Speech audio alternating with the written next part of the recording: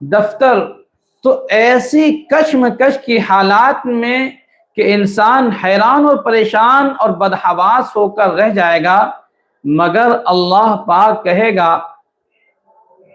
اے میرے بندے، میں نے تیری نیکیوں کو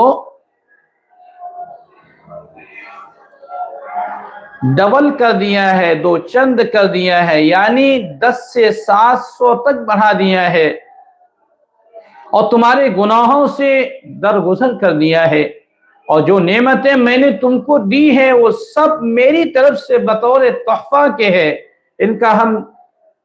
تم سے کوئی بدلہ نہیں لیں گے۔ جب اللہ کی طرف سے اس قسم کی فیاضی ہوگی تو انسان کی جان میں جان آئے گی۔ جب اللہ تعالیٰ کہیں گے اے میرے بندو، میں نے جو نعمتیں دی ہے